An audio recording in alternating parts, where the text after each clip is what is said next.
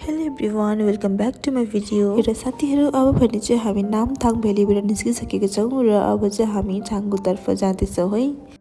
र अब बिस्तारै छाङ्गुको नजिक चाहिँ आउँदैछु र त्योभन्दा अगाडि तपाईँहरूको चाहिँ यहाँ कुपु भ्याली आइपुग्छ र त्यहाँ चाहिँ सबैले थाहै भएको छ कि त्यहाँ चाहिँ एकदमै रिनाउन्ड होइन बाबा मन्दिर अवस्थित छ, जो बाबा हरभजन सिंहको नाममा चाहिँ मन्दिर छ।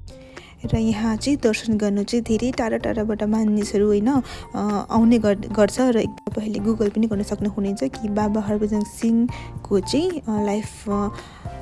लाइफको बारेमा के कस्तो हो भनेर। र उहाँको चाहिँ यहाँनिर सबै थोकहरू राखिएको छ र मैले चाहिँ अलिकति बाहिरको स्पेसलाई चाहिँ भिडियोमा गरेँ। यस्तो होली प्लेसको भनौँ भन्दा भिडियोहरू गर्नु पनि कति कुराहरू त हामीले गर्नु पनि हुँदैन होइन, तर पनि मैले अलिअलि चाहिँ गरेँ। र अब चाहिँ यहाँ भित्र गएर चाहिँ तपाईँले दर्शन गर्न सक्नुहुनेछ र हामी पनि त्यहाँबाट दर्शन गरेर चाहिँ निस्क्यौँ।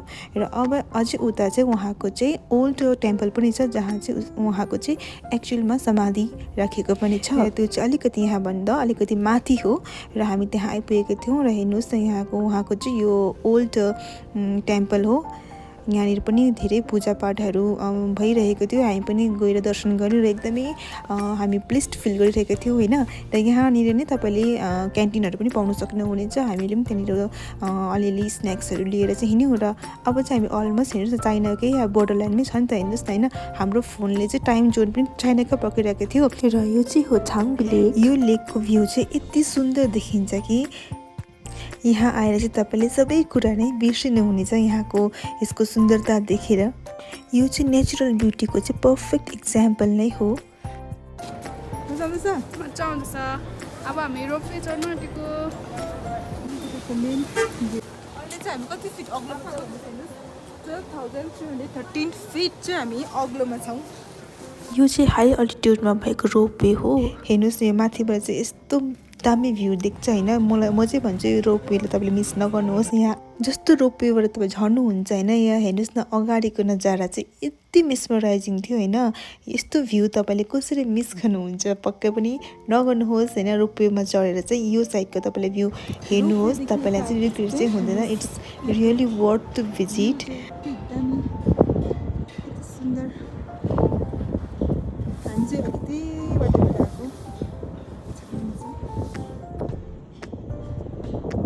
यहाँबाट त झन् तपाईँको यो पहाडहरू हुन्छ नि, क्लाउडहरू, आकाशहरू यति नै छेउमै छ खालको फिल भइरहेको थियो।